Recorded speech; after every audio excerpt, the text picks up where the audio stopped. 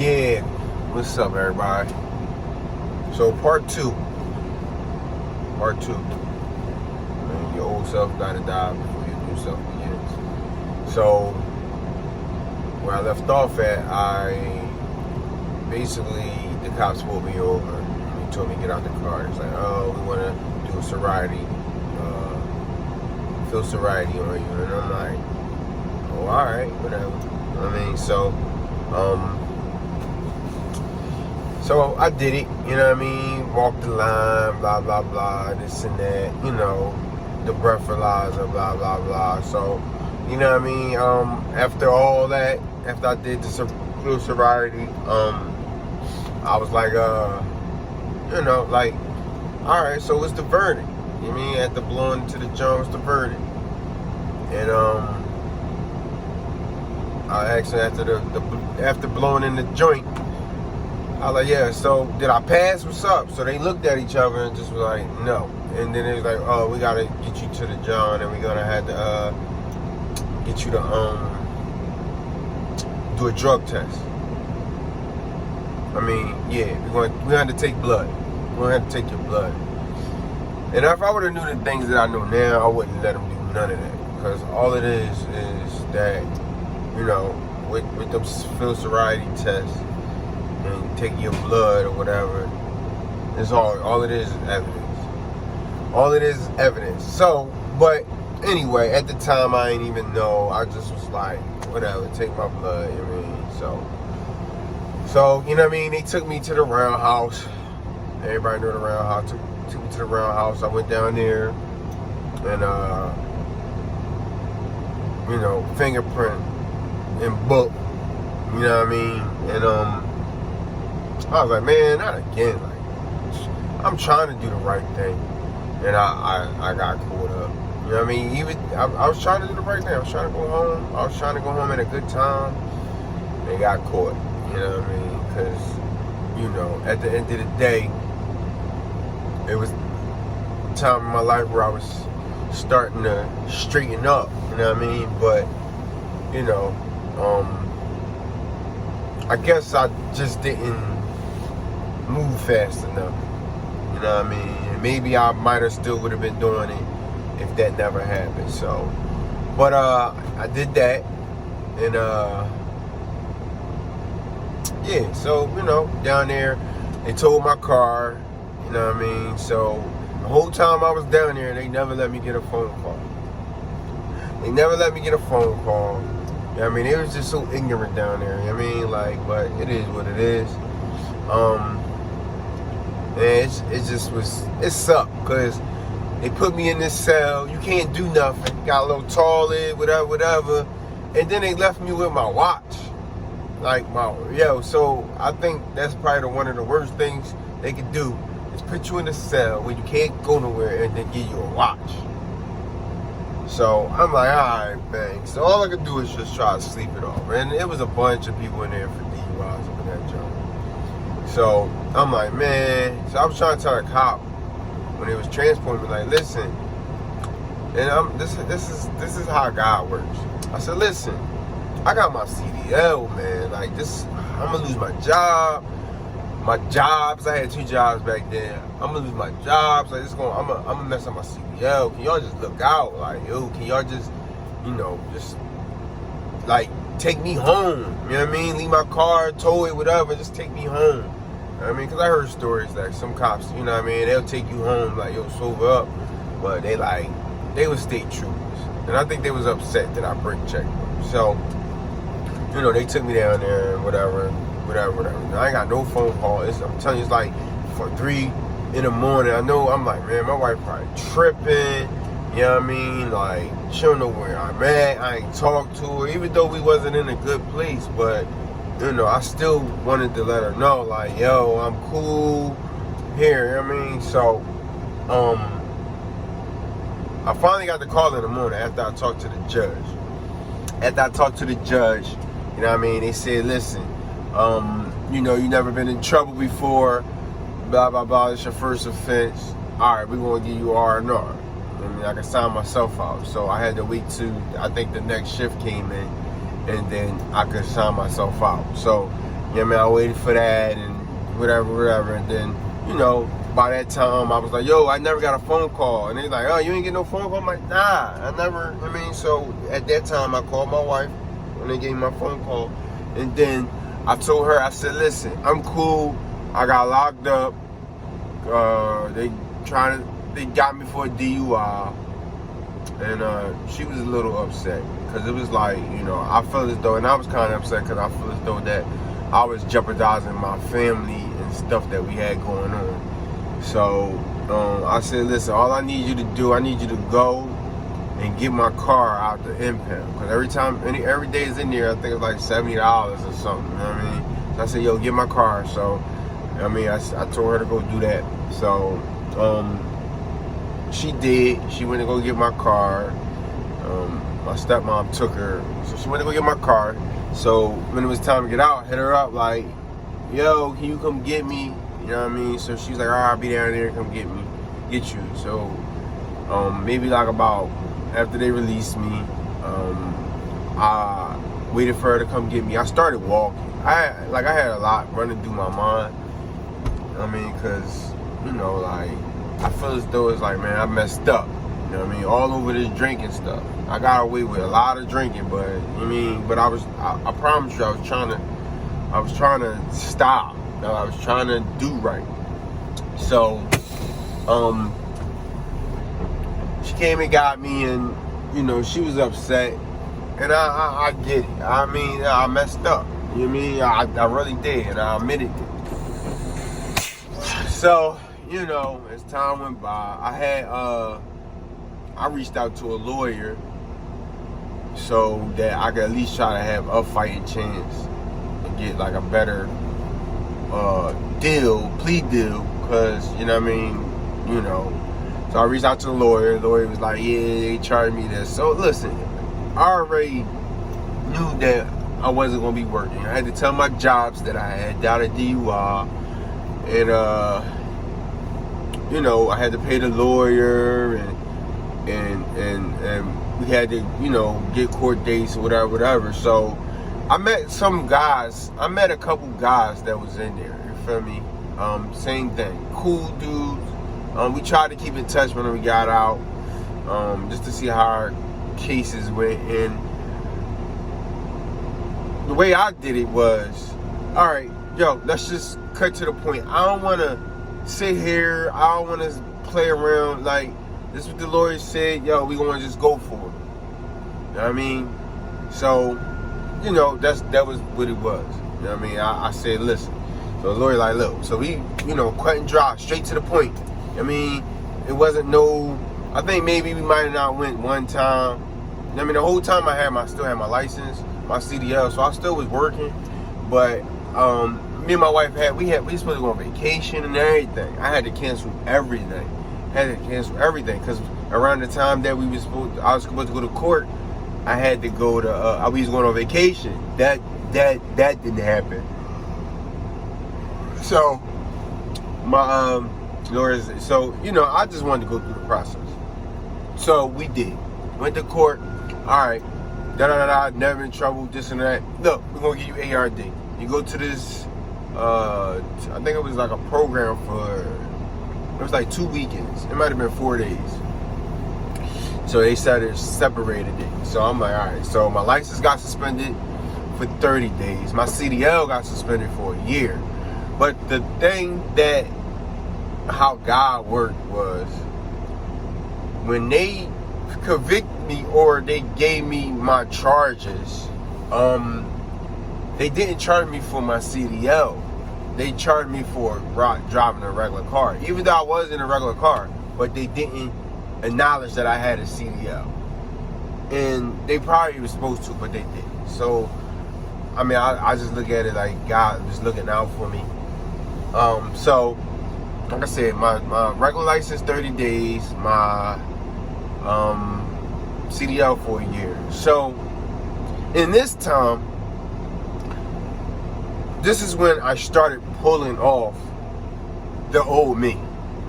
Because I said, you know what, God, I'm over it. I'm done. Like, going through that DUI was one of the hardest things I might have had to go through. You know what I mean? Because I drove for a living, and it was, I got it taken away. You feel? And I learned that having a CDL is a pleasure, a privilege. Having a license, period. So, you know, at this time, for a whole month, I don't think I really did nothing.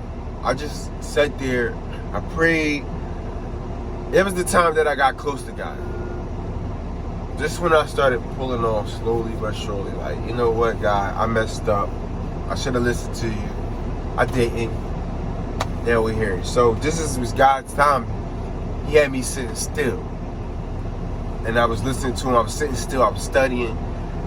This is where back in line Johnson came from. Because I was getting back in line. I mean, I was slowly taking off layers. So this was the time I was doing it. So I was not only getting myself right, I was working on my relationship with my wife. You know what I mean? Like, I was working on all my relationships. I was cutting ties with stuff that I didn't. All that learned behavior and practice behavior, I was getting rid of it. You know what I'm saying? So I constantly, the whole time, was just taking off layers. So when I got my regular license back, I started moving. I got another job. You know what I mean? And it was jobs that I didn't really want, because I wanted to get back to driving. You know what I mean? That was what I liked to do. I feel as though some of that sitting still was because I was focused too much on that and not enough on God and my family.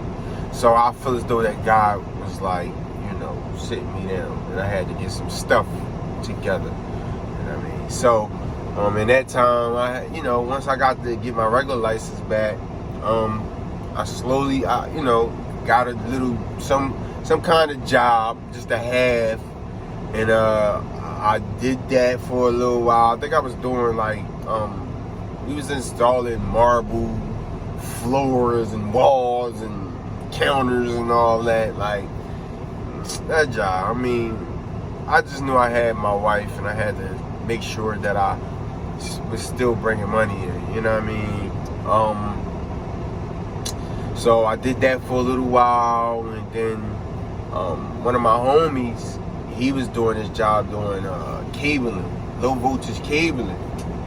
So he was like trying to put me, he was telling me about it. I was like, you know what? I actually knew his boss, so I was like, he was like, yo, I tell Johnny, I mean, yeah. So he told him, and then he was training me, whatever, to do that, and I learned how to do that, and then we wound up getting an account with the Bottom Dollars, if y'all remember the Bottom Dollars. Anybody from Philly.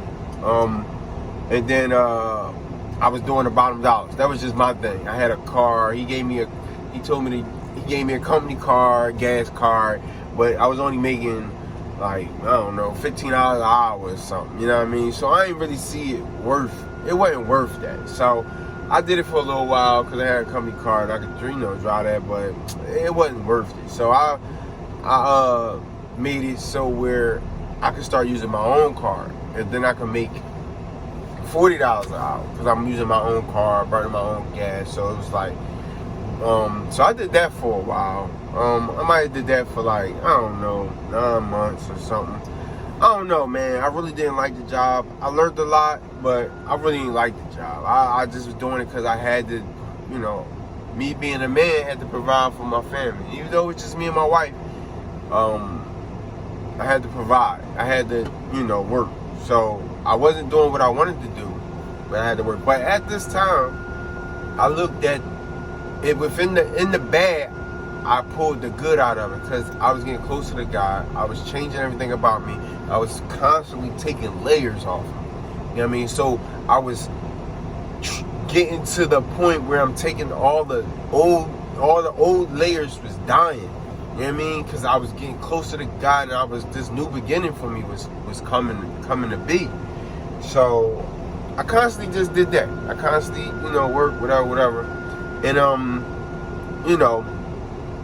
so I went from doing that job, making $40 an hour, right? So I was like, listen, I knew somebody that worked in Temple. So I'm like, yo, I'm trying to, you know what I mean? So I had all these odds and end jobs. I really did. So, but I went to a what you call them places? I went to a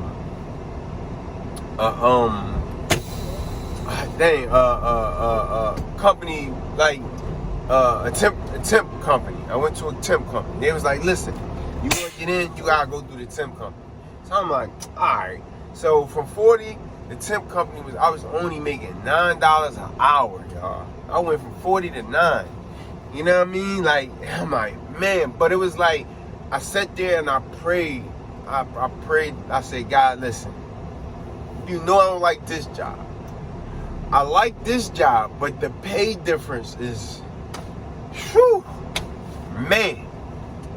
So I prayed, and I'm like, I had to look at the big picture. You gotta crawl before you walk. So the temp agency, I was only making 9, but it was, I could, by going through there, I could wind up getting in Temple full time. I was doing full-time hours, but I was only a temp. So I did my temp. I did what I do, like I always do. My work ethics, I work. I mean, I go work. And, you know, I work to the point where, you know, my supervisor was like, yo, I want to hire you. I'm going to send everything to HR, and we're going to get this process because I want to hire you.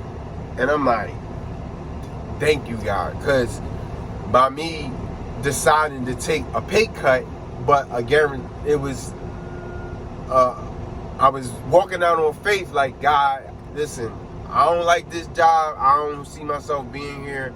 I want to go here because I know I can be here, and, you know, I can, you know, it'd be more beneficial to my family and me. So that's what I did. I went out, I walked out on faith. I let God continue to, you know, lead me. And, you know, they like, yo, we want to hire you. Going through the temp agency, we had to get a certain amount of hours to get hired. I had to go through all these hours just so I had to make the $9, you know. But I thank God for my wife, because she was, you know, fending off as much bills as she could. And I thank God for it, because she's stuck in there, you know what I mean? And when other people let me down, she's stuck in there. So, yeah, so this is how I wound up getting in the temple, and how God just directed me to keep on looking towards Him, because He made, you know, made things happen in my life. You know what I mean? So, I probably gonna stop there. You know what I mean? I'm gonna just finish next time. So part 3 be next time. So yeah, that's how, you know, in a bad situation, good came out of it. You feel what I'm saying? Because I was working out stuff with my wife, with myself. Like, I was just working stuff, and I was getting closer to God. So one thing I can say, don't ever think a bad situation is really a bad situation. It might be a bad situation if you look at it, but if you look deeper, it might have a meaning behind it, where God is just trying to show you some things. So just never look at a bad situation as a bad situation. You know what I mean? Always look at a good and the bad. So yo, everybody have a good day. I'll be back with part 3. The story still goes on, you know what I mean? But yo, like, subscribe, share to friends that might drink or whatever. But, you know, just let them know that, like, if anything like was to ever happen, like, it's not the end of the road. I mean, God always got a plan for us, and we just gotta seek out that plan, seek Him, seek His face, ask Him what He wants us to do, and He'll direct us. So, look, guys, I love y'all. I'll talk to you guys later. Have a good day. It's rainy. Look, it's a rainy day. I mean, I'm still at work. You know, I'm almost done though. So, but yo, everybody have a good day, all right?